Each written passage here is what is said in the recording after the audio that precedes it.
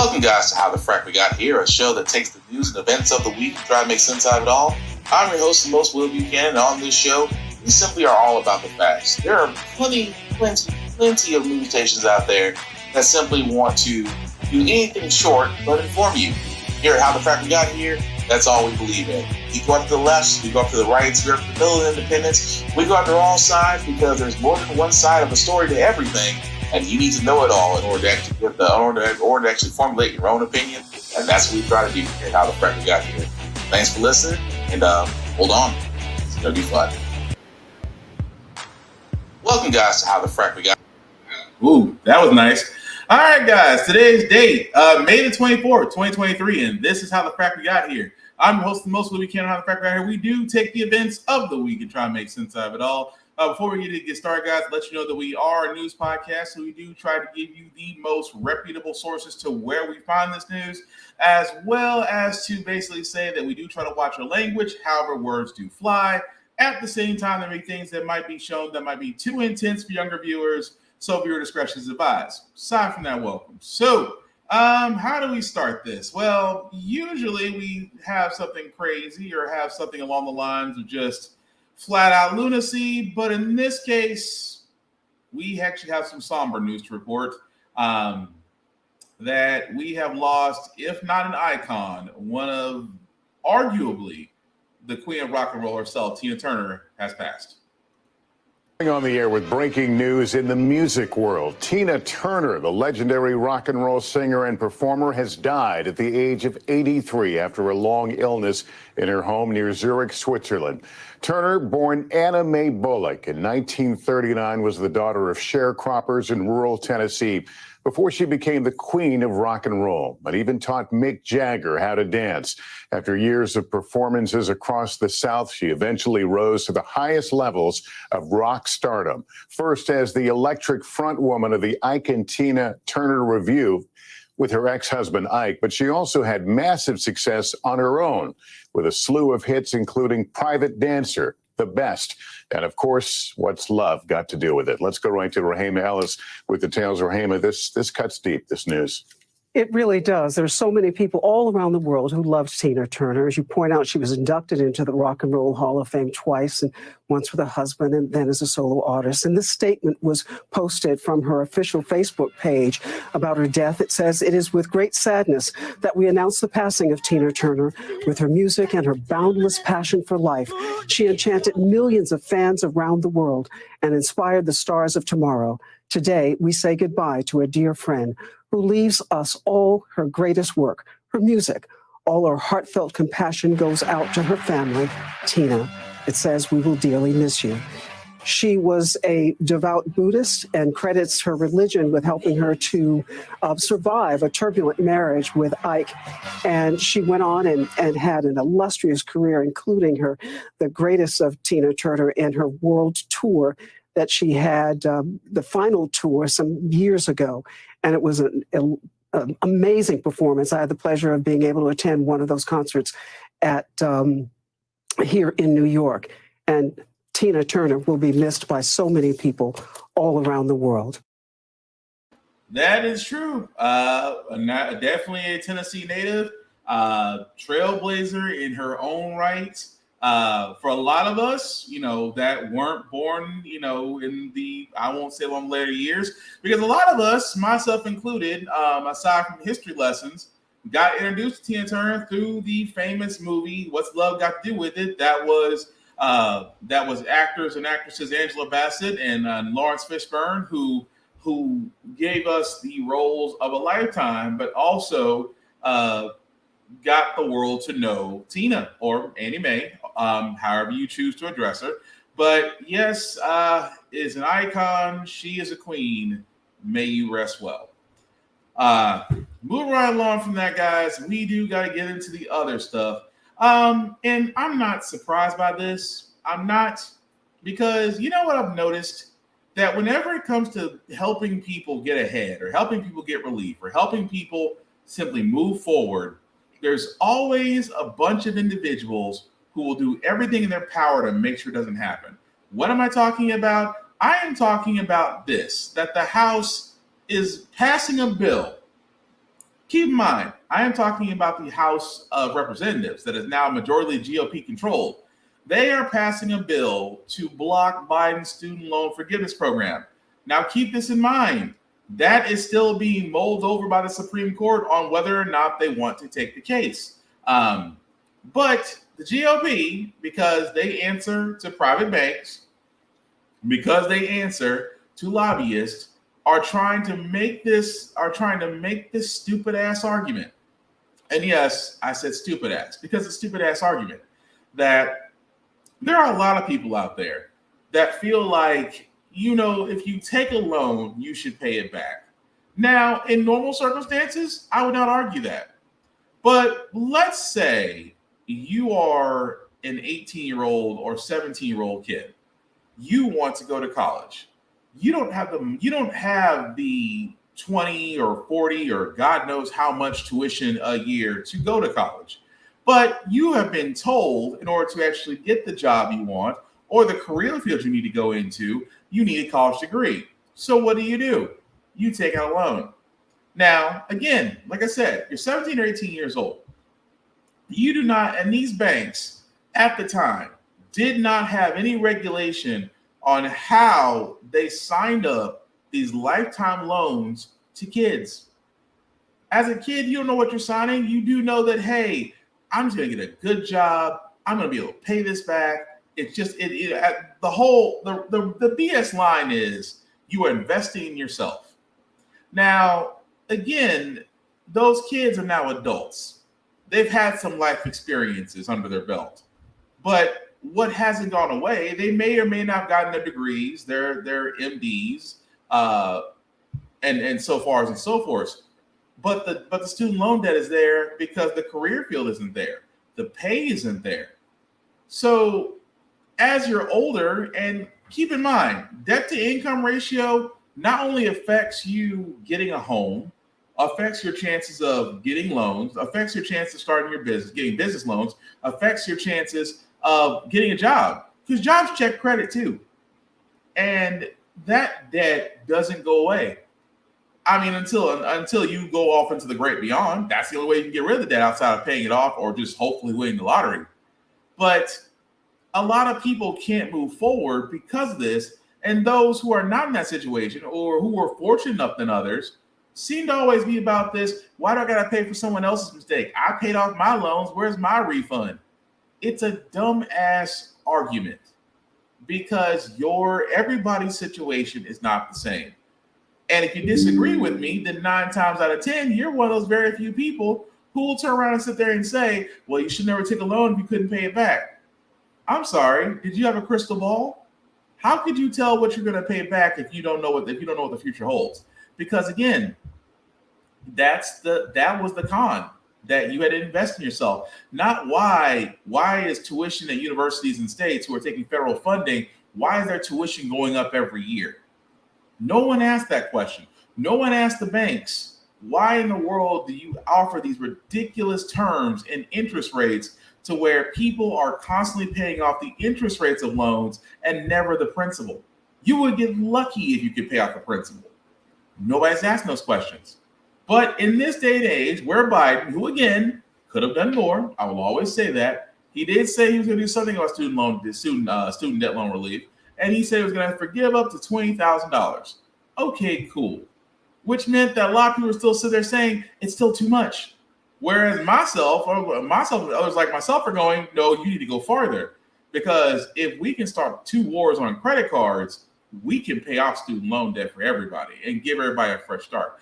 But getting away from my point, the fact that the GOP have been in control of Congress since January, we are now a week off from approaching June. And at the same time, this is what they've done so far. What they've done so far is sit there and tell the American people, no, you don't deserve a break.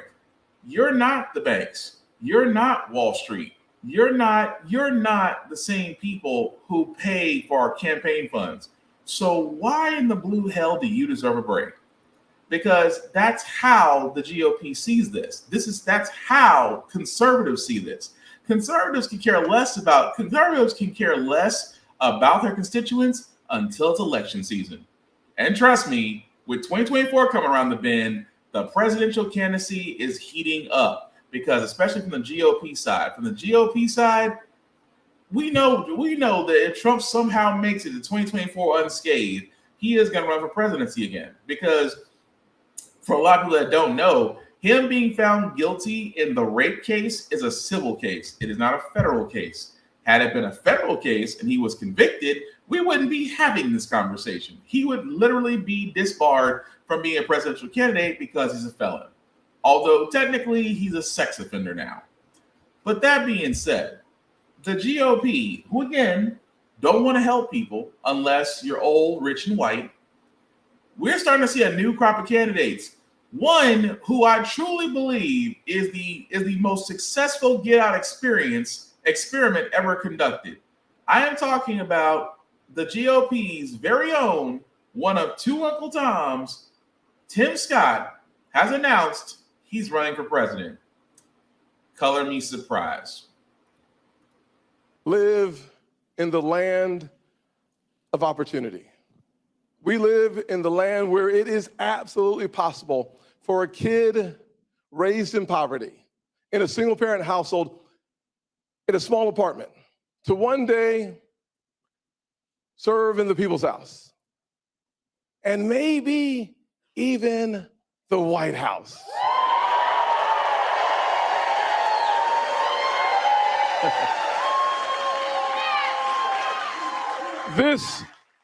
This is the greatest nation on God's green earth.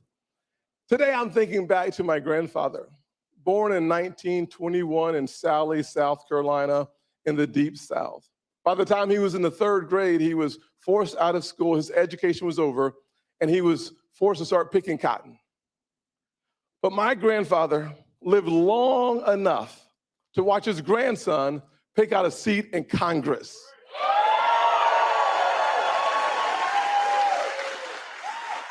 That's the evolution of the country we live in. My family went from cotton to Congress in his lifetime. And it was only possible because my grandfather had a stubborn faith. Faith in God, faith in himself, and faith in what America would be. He looked beyond the pain of his present, and he saw the promise of his future. That black man who struggled through the Jim Crow South believed then what some doubt now in the goodness of America.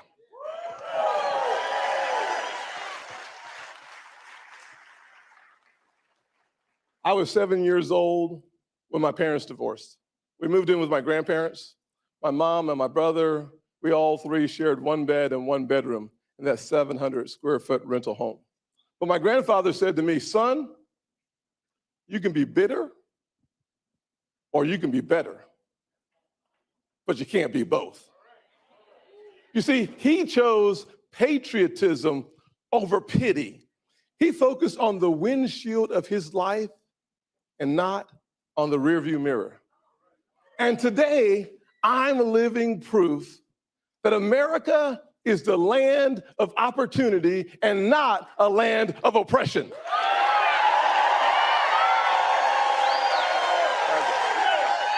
Amen, amen, amen, amen, amen, amen. I'm announcing today that I'm running for president of the United States of America.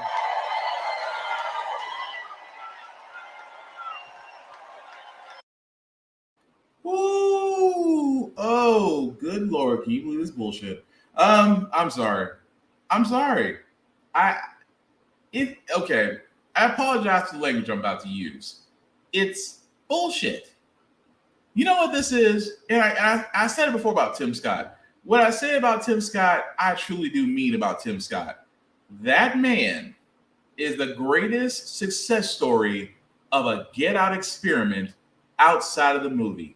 Because he did, you know what he did? I'm going to tell you what he did. He did everything. He followed the GOP playbook. You guys have heard me say this. See, when you're in the GOP, when you're a conservative, you got to hit those 3 high notes: faith, family, and hard work. That persistence, that pull yourself up on your bootstraps. Don't you be a victim. You go out there and you do better. That's the GOP, and it's bullshit. Because he went from saying my grandfather was a former slave, when he was the grandchildren of former slaves who picked cotton, and he got to see his grandson pick an office. That doesn't. Let me tell you something. That doesn't inspire other black people, because number one, how in the blue hell, and I say this not only to Tim Scott, I say this to anybody who's black and conservative. How in the blue hell are you black and conservative for a party that wants nothing to do with you? Nothing. Anything they voted on was against minorities. They sided with the police and police brutality. When your neighborhood was devoid of financial, educational, and other opportunities, you know what they blamed it on? The crime. Look at Chicago. Look at Philadelphia. Look at Black Lives Matter. They're all terrorist organizations. Notice they didn't sit there and say the one thing they usually say when the shoe's on the other foot. Oh, these white neighborhoods, they just need help. There's a mental issue. We have a fentanyl crisis. Amazing when it's white, it's an issue, but when it's black, it's a problem. Welcome to the GOP. And now Tim Scott, of all people, which he's running for president. And number one, not only is it's so laughable, but it shouldn't be, because number one, who among the GOP conservatives, hardcore conservatives, who joked about Obama, who joked about Obama's wife, who called Joe Biden old, who made fun of various Democratic politicians. Now you have a black dude who's a conservative, who's running for presidential office. I will bet money he doesn't get the votes that he thinks he's going to get, because you know why? It's going to leave some GOP people conflicted. Not only conflicted, but honestly fracked up. Because Tim Scott doesn't stand for anything. He single-handedly destroyed the police reform of George Floyd bill, the George Floyd police reform bill that him and Cory Booker were supposed to be working on. Tim Scott destroyed it because he sided with law enforcement. He also voted, and again, he voted against women's rights. He voted literally against women's rights, and now this fool is wanting to run for office. All I can sit there and say is, how? And if he's going to get votes, good luck. I don't see it happening. Because again, the GOP, they always do this thing, pulling yourself out, not making yourself a victim, have family involved, have faith involved, because if you're not Christian, you're not conservative. Which is why you never see any other religions in the GOP besides Christianity. You see multi-religion. Now, I'm not giving the Democrats all the credit, although you do see more religions on the Democratic side. But when it comes to GOP, if you're not Christian, you ain't shit. But aside from Tim Scott, he is not the only person that announced his candidacy. Not because he feels it's time. It's only because the deadline was coming up that he needed to hurry up and file. Dictator/governor Ron DeSantis is also announcing, but he's announcing with his buddy on Twitter. Color me conflict of interest. This time about the 2024 presidential campaign. Florida Republican Governor Ron DeSantis has officially filed the paperwork to run for president. 3 sources familiar with his plans tell NBC News in a few hours DeSantis is going to publicly launch his bid in a live broadcast on Twitter, something never done before. Early polling shows DeSantis is the closest candidate to former President Donald Trump, the frontrunner now for the GOP nomination. The one-time allies are now set to go head-to-head as Trump has increasingly bashed DeSantis in recent weeks. DeSantis joins a growing field in the Republican Party for candidates for president, and we could still see a few more after tonight. The first debate, a little more than 2 months away. NBC News national correspondent Gabe Gutierrez has been following the latest on the Florida governor. He joins us from Miami. So, Gabe, it's pretty unconventional, I think, to say the least, to launch a presidential bid on social media. So why is DeSantis doing this, and what can we expect? Very unconventional thing, Clay, and there are pros and cons depending on who you talk to. But first, I want to get to that breaking news that you mentioned. Ron DeSantis officially filing the paperwork with the FEC to run for president. This happened just a short time ago, and this all comes ahead of that event later tonight. This Twitter Spaces discussion with billionaire Elon Musk. Now, according to the DeSantis campaign, what they're looking at is that this is an opportunity to reach 140 million of Elon Musk's Twitter followers. They've been bashing the media for quite some time. This is a way to step outside of the mainstream media to announce this on social media. Unprecedented, as you say, but his critics are latching onto that this is out of touch, according to one Trump advisor who I spoke with today. There are questions about how much mileage he will get out of this. It is audio only. And so there are questions about how this will play out in the weeks ahead and whether this will have the same reach. But again, we expect that discussion with Elon Musk to begin at 6 p.m. Eastern time, and it will be watched by donors that are gathering here in South Florida. I just spoke with one a short time ago. They are eagerly awaiting to see how this rollout plays out in the coming hours in Clay and Kate. So, yes, we shouldn't be surprised that dictator/governor Ron DeSantis is running. But it's interesting that he wants to do it on Twitter along with fellow douchebag Elon Musk. And I can't help but sit there and say conflict of interest, because it's like, what does Elon Musk get out of this outside of publicity? I mean, the fact that he bought Twitter was to consider it a safe space, when really it's not. It's actually the most vile, toxic place it can be since he took over. But at the same time, Governor Ron DeSantis wants to announce his presidency. And you guys have been hearing me say this, the next Trump is going to be worse because he's going to be smarter. DeSantis is Trump 2.0. He is, because look what he's done. With a supermajority in Florida, he got his Don't Say Gay bill passed. And then it got reprimanded, because at first, for you guys that remember, the Don't Say Gay bill was supposed to be from grades K, from kindergarten up until 6th grade. It then got amended all the way up to high school age. So in Florida, currently as it stands, from kindergarten all the way up to 12th grade, you can't talk about any sexuality outside of heterosexuality. Imagine the teachers, the students, the faculties who are simply different from others are now forced to live in exclusivity because some people can't deal with their bigotry. But that's not all That's not all Dictator Ron DeSantis did. Aside from that, let's not forget, he took on Disney, a battle he is currently losing right now, because Disney made sure to dot their I's and cross the T's. Something he is losing in great number.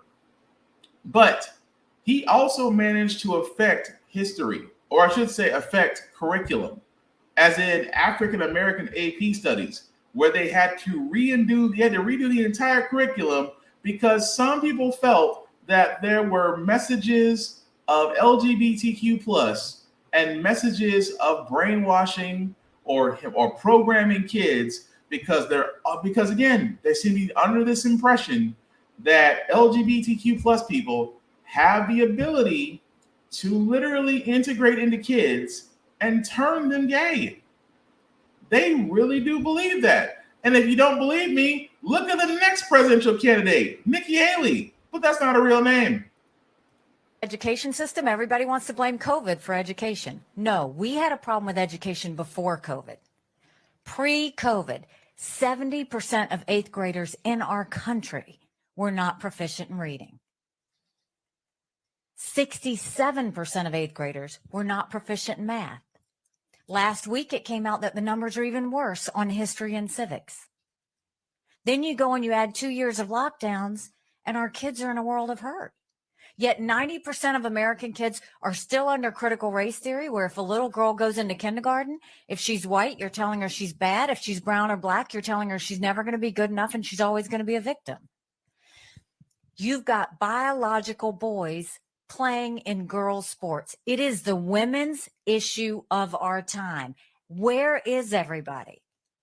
My daughter ran track in high school. I don't even know how I would have that conversation with her. How do we let our girls think it's okay for biological boys to be in their locker rooms? Y'all know about Dylan Mulvaney? Bud Light? Make no mistake. That is a guy dressed up like a girl making fun of women. Women don't act like that. And you've got companies glorifying that. All while a third of our teenage girls last year seriously contemplated suicide. What are we doing to them? We're supposed to be raising strong girls, not those that are being made fun of. Yeah, so I just love the fact how she sat there and said that the greatest issue affecting women right now is the fact that transgender people are playing in the sport of the sex they identify. That's the biggest problem with women right now. Not the fact that, abortion is trying to be outlawed and that people outside the women in their own bodies are being told what to do with their bodies. But somehow transgenders in sports is a bigger issue. This just lets you know that, number one, the GOP ain't shit because they all sound the same. It's always been this whole thing of, oh, well, sports is unfair. Sports has always been unfair. Anybody who's ever played sports knows it's unfair. It's competition. Fortune ain't fair. It's never been. But again, if we acknowledge people of the LGBTQ plus community, if we acknowledge transgenders, binaries, non-binaries, if we acknowledge and accept all that comes with it, so what if they want to play sports? Let them. Because I'll say it like this. One of two things is going to happen. Because as transgender athletes come out, either that they're going to have their own league, which a lot of people would prefer, but not understanding, colleges are not going to discriminate. So if you've got high hopes about your kid playing college ball somewhere, that college is going to look at that same trans athlete and think to themselves, who's going to be the bigger prospect? And let's just speculate. Let's say transgender leagues do happen, right? And let's just say colleges are looking more at transgender leagues than they are at heterosexual leagues. Are folks still going to complain then? How dare you take on Juwana, man, when my girl can play just as good as basketball as her? So you're arguing the fact that your child was able to play exactly how you wanted them to, but mad because what you want the university to do was follow your choices. Sounds a little bit hypocritical. And I do mean fucking hypocritical. That's the GOP for you, though. That their whole idea of fighting indoctrination has always been with transgender people, with LGBTQ plus people. That's how it's always been, because they have it in their hearts, like they are out to indoctrinate. Just like here in Nashville about the bill that prevents drag queens from performing around children. Well, we don't want them to groom. We don't want them to groom our children into sexual deviance. Really? Have you been to Hooters, Twin Peaks, places where the women seem to be dressing up a certain way? At the same time, those very same restaurants have outfits for little girls. But we're not talking about that because, that affects your lobbying. But the reason why I bring this up is because not only has Tennessee, Nashville specifically, put out a law that bans drag queens from performing around children, so is Montana. Montana governor did sign a bill banning drag queens from drag queen performers from reading to children in public schools and libraries. Because, and I quote, that he literally says, and again, notice the language in this, prevents children from attending sexually oriented shows and from being present at obscene performances on public property. It also defines it as an event hosted by a drag queen or drag king who reads children's books and engages in other learning activities with other minor children present. Are you effing kidding me? Let me tell you something, folks, because I want to be very clear so y'all know where I stand. As family members who are in the LGBTQ plus community, I will say this with 100% certainty. They are not trying to indoctrinate your kids. Okay? They're not. They are different than us, which is fine. They have their own choices to live the life they live without prosecution or judgment. No problem. That's how it should be. But they're not on this mission to indoctrinate. That's mostly Christians. Yes, I said it. Because the simple fact of the matter is it's the fear that as the LGBTQ population grows, those population are now reaching voting numbers. The GOP is a dying breed. Those baby boomers and everyone else, so those bigots are dying off by the year. And as the face of America grows, the GOP realize it's not the pasty puff white raisin potato salad group that you're used to. It's different. And they know it. And they're scared. So what do? I don't want a man in a dress reading to my children. Oh, how dare someone take it upon themselves to show reading is fundamental to your child? How dare they show cultural sensitivity to your child so they don't grow up being a dick? How dare they?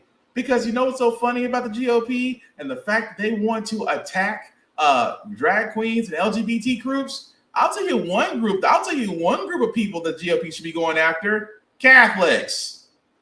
Report from the Illinois Attorney General is shedding light on a long history of child sexual abuse by Catholic clergy. It says more than 450 adult Catholic clergymen abused nearly 2,000 children in the state over a period of almost 90 years. More than a third of those were previously undisclosed. It was the survivors of child sex abuse who gave purpose and drive to this investigation. Absent their courage and willingness to come forward and discuss their experience, there would be no true investigative report. The Attorney General's report recommends more coordinated investigations of abuse by clergy, greater care for survivors, and for dioceses to update their disclosures of alleged. Right there for the world to see. 451 cases of abused children in a Catholic setting. 451. And that's the ones that were reported. Go across the U.S. And it's not just Catholics. It's Baptists, it's Church of Christ, it's other religions out there with tales of abuse, sexual assault, perversion, things of that nature. Catholics is the biggest group of perverts out there. That's all that is. And you know what's so interesting? Not one GOP person said anything about it. Not one GOP person is sitting there saying, well, we must talk about the horror of what these people endure at these religious institutions. I have yet to hear one conservative say that. Because you know what they're worried about? They are worried about the drag queen who takes the time out of their day to read to your child. They're not worried about Father Hannigan and his handsy-pansy at the altar boys at your local Catholic church. Because they don't want to talk about it. Because you know why? That very same Catholic church lobbies, pays their campaigns, buys their silence, lookaways. And I said this before, that's the real indoctrination. The real indoctrination the GOP is not talking about is what's happening at these places of institutions, not the fact that someone is just wanting to be kind and careful to kids and not spread paranoia, not spread bigotry, not spread hatred, because that's exactly what it is. And you have now 3 candidates. One of them has already been very outspoken. Trust me. 2, and also Governor DeSantis has said, well, we are not punishing the LGBTQ plus community. By your law, it is. And trust me, Tim Scott is coming, because with the GOP, those 3 candidates going against Trump, will have a high mountain to climb. But as long as they follow the GOP playbook of God, of faith and family and hardworking and not being a victim and being incessantly straight, but being also in the closet at the same time, it'll be an interesting thing to watch. But I just got to point that out of how messed up that truly is. But speaking of things that are messed up, and I've been trying to figure this out for the longest time, that the House is about to go in recess tomorrow. But keep in mind, we are in the middle of a debt ceiling crisis that no deal has been made. And according to our treasurer, if a plan is not placed in by June the 2nd, America will default on their bills. Now, for all those that are wondering what's the holdup, well, the debt ceiling has always been a problem because Congress does have a budgeting issue. The Democrats want to move forward and say, look, we need to actually raise the debt ceiling. So in order for us to keep things going, because if Congress isn't working, this will affect everything else. For a lot of people that don't know, if Congress gets shut down, human and health services stop working, Social Security payments get cut off, disability payments get halted. When the government doesn't work, those things don't go out. And I always thought to myself, there's a way to fix this, but it shouldn't be done through the House or the Senate. It needs to be a law done by the people that literally sit there and says that the senators and House representatives' salaries are tied to the debt ceiling budget, which means that if you fail as a congressional body, you shouldn't get paid. You shouldn't. For a lot of people that don't know, whether you were once senator or still are a senator, or whether you're once representative but no longer representative, you do get your salaries for life. Think about that for a second. You get over $100,000 or more a year for the rest of your days, even if you're not serving the country anymore. But I've always said it best: tie their salaries to that and see what happens. But no, again, with the debt ceiling being the problem, 15-time trier, Speaker of the House, Kevin McCarthy says we need budget cuts. I wonder where. Down over the debt ceiling as the nation races toward a potential default. Now just 8 days away. Republican House Speaker Kevin McCarthy sending GOP negotiators to the White House today to resume negotiations. But earlier, he warned that he and the president are still far apart, actually accusing Democrats of driving up the nation's debt. So I just think it's common sense, it's reasonable, and it's rational that we spend less next year than we spend this year. The Democrats today have become so extreme, so far to the socialist wing, that they are now opposed to work requirements, that they are now opposed to saving $1 less than you spent the year before. That, to me, really seems that the problem are the Democrats. Meantime, the White House slamming McCarthy, accusing him of talking out of both sides of his mouth, publicly voicing support for a bipartisan deal while being beholden to far-right Republicans. Let's bring in our Jay O'Brien, who covers the Hill for us, along with my co-anchor and ABC News senior national correspondent Terry Moran, covering the White House today. So, Jay, GOP negotiators meeting at the White House. What more do we know about how things are actually going? Yeah, Speaker McCarthy, in those remarks that you just played a little bit of a part of, said that he's, quote, hopeful that they can finish up negotiations today, and then said, quote, I think we can make progress today. But we've heard that consistently in one form or another over the course of this week, and the clock is very much running out here. Now, the two top proxies for Speaker McCarthy who went to the White House to negotiate, Representatives Garrett Graves and Patrick McHenry, telling reporters, Graves saying, quote, we've been trying to look at things differently, trying to come up with new ideas. That's what he said before he left for the White House, unclear what those new ideas might be. Here's what his counterpart, Patrick McHenry, also said. I wanted this resolved when we took the majority in Congress. And the Democrats had the opportunity to raise the debt ceiling multiple times last Congress when they passed big spending plans. They didn't. They chose the strategy that Chuck Schumer said, which was to not negotiate. What we're dealing with today is resolving this issue on a timeline that we can legislate into reality a debt ceiling increase. We understand the deadline. understanding the deadline is the end of that and a timeline that we can legislate. And the reason he brings that up is because, as I've been saying, the clock isn't just ticking here, it's running out. I've spoken with staff of Republican leadership who said on Monday and Tuesday that getting a deal and writing a bill would be in crunch time. Now it's Wednesday, so even if there is a deal, they again have to write the text of the legislation that would be the product of that deal. There's a 72-hour rule that gives lawmakers in the House 72 hours to review legislation before they vote on it. Within that window, you also have to get any legislation scored by the Congressional Budget Office, and only then would the House vote on it, and then it would go to the Senate. So even if there is a deal here, Kira, it turns the page and a whole new chapter of this, which is a long process in and of itself. Oh, yes, it is. And Terry, regardless of a deal being made today or tomorrow, a lot of time has been lost. And so break it down for us. Could we see something similar to what happened in 2011 with the U.S. credit rating taking a hit? Oh, for sure, Kira. There's no question because U.S. financial instruments, treasury bonds and notes and that kind of thing, they are really the pivot point of the entire world financial system. Why? Because for 234 years, the United States has always paid its debts. Since Alexander Hamilton was Secretary of the Treasury, it has been absolute rock solid certainty that the U.S. will pay its debts. And that's why the entire financial system of the world revolves around treasury notes, and all kinds of financial operations are pegged to it. And so one thing you could see, no question, is a downgrading of that debt as investors really get nervous that this time could be the time, especially given the dysfunction in our politics. There is a backdoor.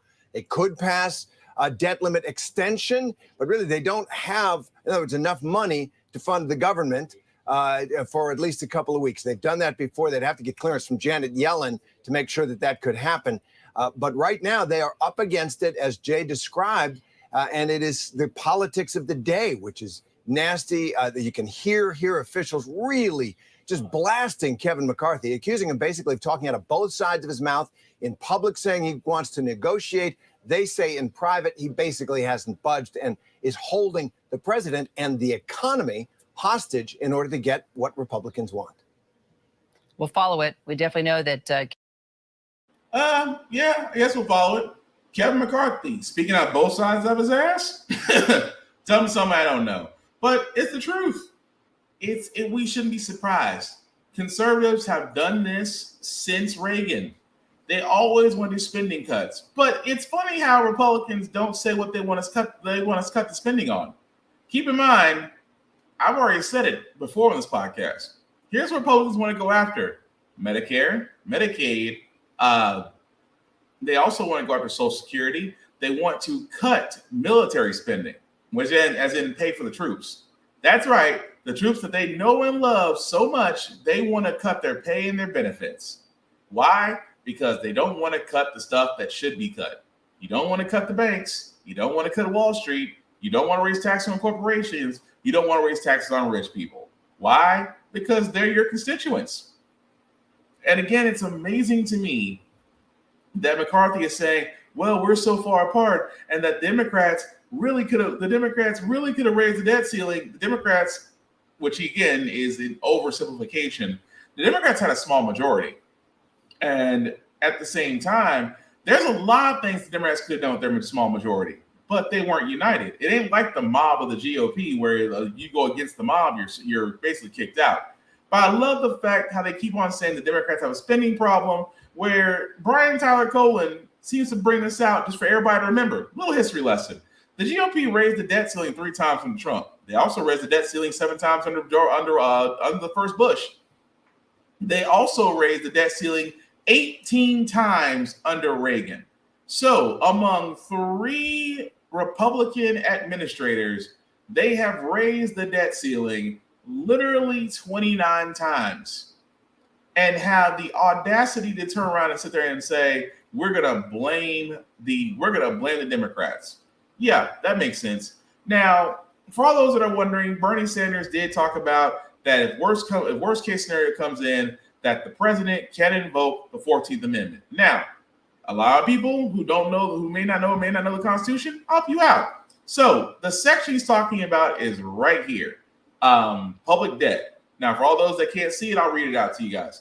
The validity of the public debt of the United States authorized by law, including debts incurred for payment of pensions and bounties for services in suppressing insurrection or rebellion, shall not be questioned. But neither the United States nor any other state shall assume or pay any debt or obligation incurred in aid of insurrection or rebellion against the United States, or any claim for the loss of emancipation of any slave, but all such debts, obligations, and claims shall be held illegal and void.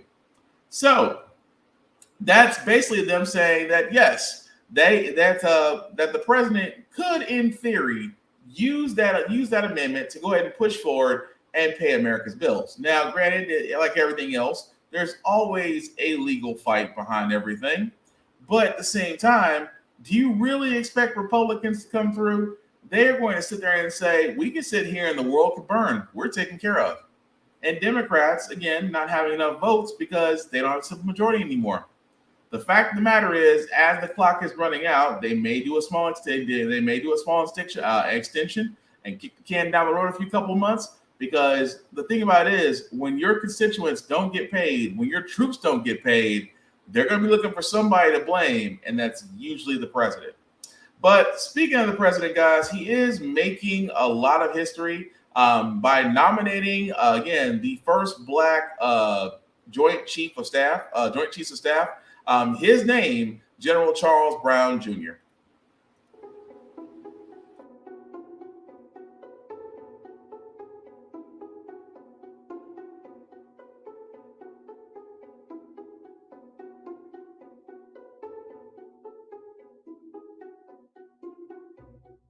General Charles Q. Brown Jr. do solemnly swear I, General Charles Q. Brown Jr., do solemnly swear that I will support and defend the Constitution of the United States. that I will support and defend the Constitution of the United States.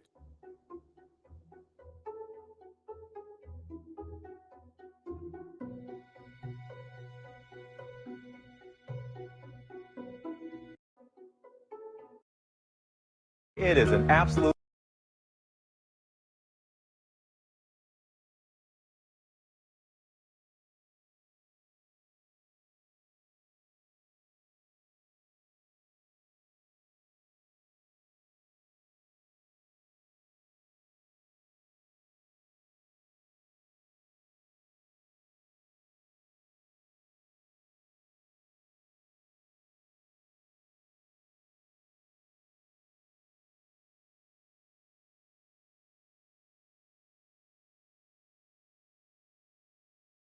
exactly the way she had it. Haven't changed anything. Why haven't you changed it? Not ready. Kenetha Taylor's daughter, Kaya, hasn't been in this room for over 3 years. The then 28-year-old missing since February 2020. Her black Toyota was found running nearby these train tracks in Plant City, Florida. Today, no arrests and Kaya nowhere to be found. Kaya is a woman of color.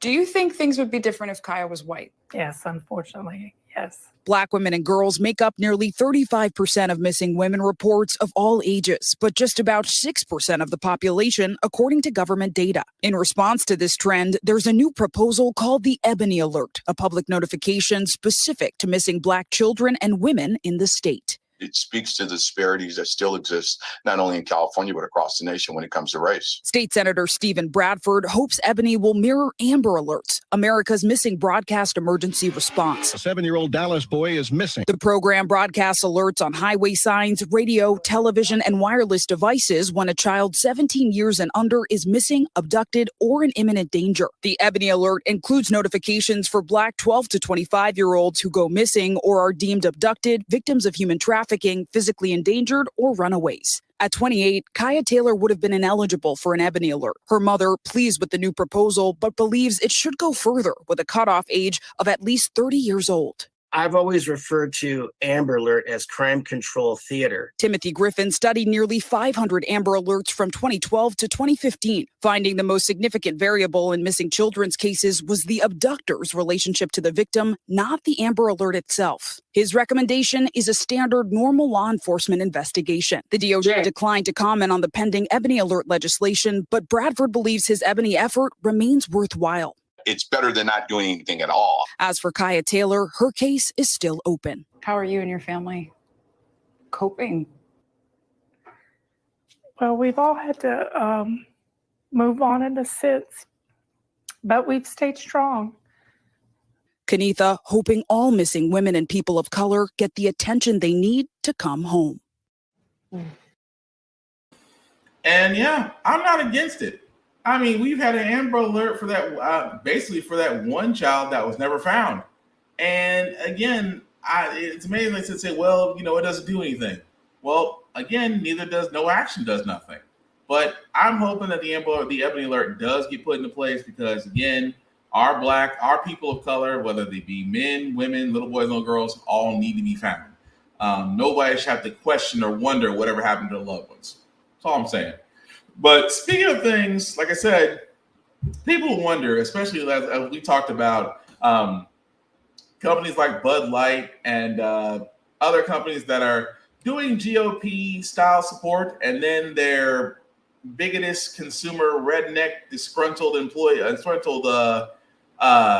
consumers, if you will, decide to shoot up cans of Bud Light or beat up Bud cans in a store, or decide to be Kid Rock and buy a whole bunch of things of Bud Light cans so you can shoot them on your property to show how manly you are. Yeah. So again, Target seems to be on the hot spot because, well, they look like they're no longer supporting it because they're pulling certain gender affirming clothing. I wish I could make this up. Target, one of the nation's largest retailers, is pulling some products that celebrate Pride Month off store shelves. Citing threats to employees, the company says, given these volatile circumstances, we are making adjustments to our plans, including removing items that have been at the center of the most significant confrontational behavior. Okay, these are like naked people on shirts. The retailer removing LGBTQ brand Prowlin from their stores and website, whose products featured satanic themes. Target also reportedly reviewing its adult collection of tuck-friendly swimsuits that allows trans people who have not had gender-affirming operations to conceal their private parts. Those items have been at the center of misinformation. The misinformation here was that kids were being targeted with this stuff. They realized if they can threaten enough people, if they can scare enough people in real life locations, that maybe support for the LGBTQ community will diminish among corporations. Hi. Impressive carrying skills, right? Target is hardly the only corporation under attack. Last month, after a transgender influencer promoted Bud Light, conservative commentators and some celebrities called for a boycott. Sales slumped nearly 30%. I think there's this really small group who has an outsized voice at this moment in time, and it's of hate, and it's of discrimination, and it's violent. Tonight, corporations and controversy with Pride Month days away. Miguel Almaguer. That part. Pride Month ain't too far off. And Target, Target, just because so fact of the matter, is that they are literally leaning toward fear. That somebody's gonna sit there and say, there's naked people on this. Oh, no, it's not. It's what you fear. It goes back to what I said at the beginning of this podcast. There's always folks that be out there because it didn't start with clothes. It started with books. It started with books saying, oh, how dare they read Harry Potter? How dare those girls read Twilight? How dare those girls read To Kill a Mockingbird or The Diary of Anne Frank, or Flowers in the Attic? How dare they read The Catcher in the Rye, Of Mice and Men, The Grapes of Wrath, The Great Gatsby? How dare they read these books? Because a lot of parents are ignorant to the fact that these books are really teaching their kids how to think logically and critically. That's what those books are designed to do. They're not going to promote demonic worship or trans or book porn, I guess you can say the word I'm looking for. They're not doing that. They're simply there as teaching tools for the kid, for the person, not just the kid, for the individual who's reading that book, to learn, to develop, to grow. That's what they're designed for. But in the same sense with clothes. So what if they have gender-affirming clothes? Here's my question. If there are gender-affirming clothes in a department store and you yourself are not transgender, if you yourself are not looking for these specific types of clothes, why in the blue hell are you on social media talking about, I can't believe they have these swimsuits for transgenders with extra crotch space at the bottom? Why are you looking? To me, it's like, why are you looking? To me, it's like you got caught, so you immediately had to turn into a bigot so everybody thought you was cool. Why are you looking? In the same sense, it goes back to drag queen shows. Drag queen shows have never had an issue. Drag queen weeding out shows, actually drag queen shows in general, have never had a reported issue. But GOP-led areas are. I can tell you there's always been a bar fight somewhere at Hooters. There's been a bar fight somewhere at Twin Peaks. There's been a bar fight somewhere where the groomed women, again, have to deal with the dregs of the human condition.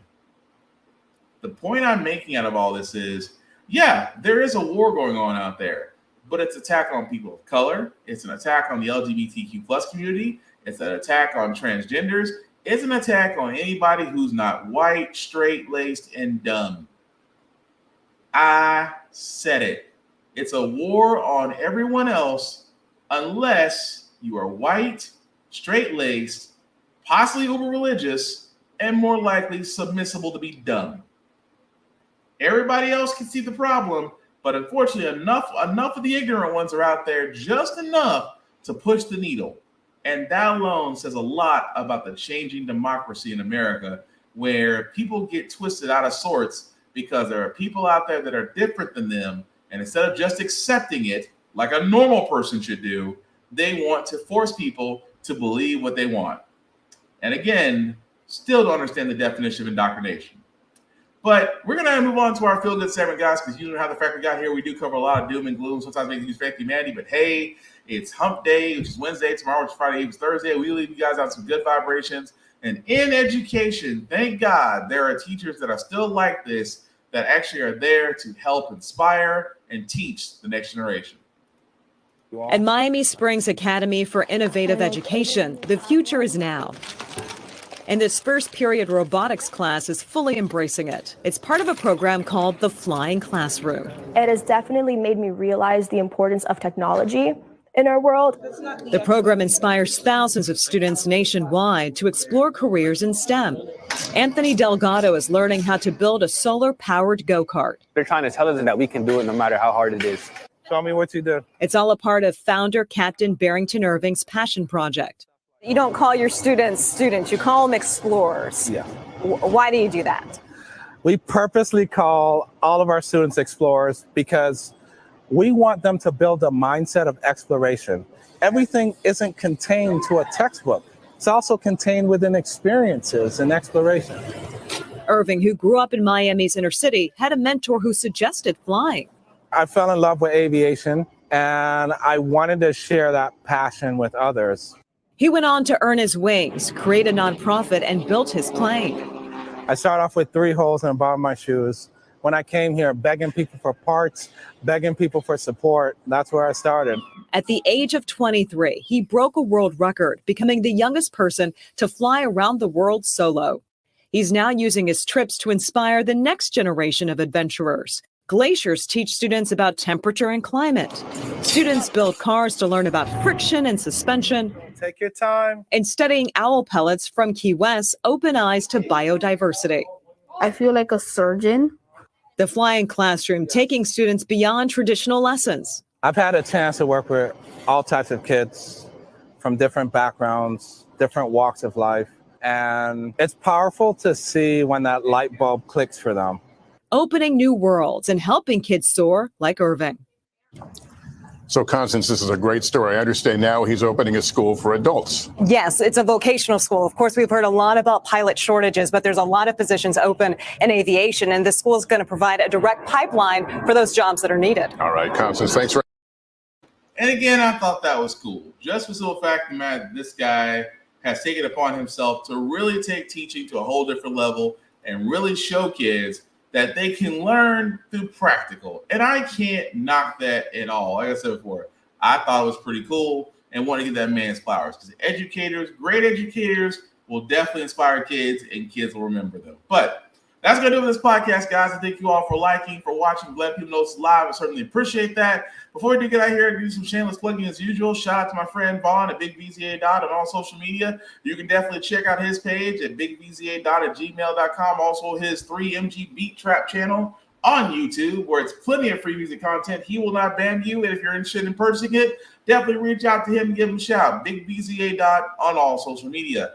As for me, guys, you can find me BlackBox447 on all social media. I usually post reviews of everything that I watch, that I play, that I read, even gym stuff to do a couple push-ups. Also, link at the bottom. Let me make that a wee bit bigger for you guys to see. If you'll actually copy and paste this link into your browser, it'll take you to my link tree. That's the YouTube and Facebook groups for all of my podcasts. How the Frack We Got Here, Get Bit, of course, off this podcast. So we like, share, and subscribe. We can also be heard on Google Podcasts, Apple Podcasts, on Anchor. Wherever you can listen to audio podcasts, that's where you'll find us. So definitely spread the word around. Again, everything that we talked about, if you have difference of opinions or just want to actually have a conversation, let's keep it clean, let's keep it smart, let's keep the conversation going. That is all I ask. Now, aside from that, guys, again, this year we need to be better about helping each other. I'm talking about being united, sharing things. If you know somebody's got going on, you know somebody that you know close by to you is doing something. And whether it's commerce, whether it's music, whether it's anything, you have the ability to help them out and get their word across when it costs you nothing. Sharing costs nothing. Support them the way you would have supported Beyonce if she divorced Jay-Z. That's all I'm saying. At the same time, less hating, more appreciating. It takes zero energy to let somebody know congratulations if they accomplished something or got the bag. But it takes 100% of your energy to be salty about something that hasn't happened to you, but you want to be jealous of others. Simply put, not cool. Don't be a dick. The last thing I'll say about How the Frack We Got Here, it's all about staying informed. We are not trying to reinvent the wheel. We are simply giving you all the information, allow you to make up your own mind, but we do provide a logical perspective that goes along with it. We do better in a lot of societies when we're informed. We're progressive. We move forward. We try to right the wrongs of our past by making decisions now that we should have done back then, like electing our first black woman Supreme Court, electing our first black woman Federal Board of Governors, electing our first black national cybersecurity director, and hopefully very soon electing our second black man to be the chairman of Joint Chiefs of Staff.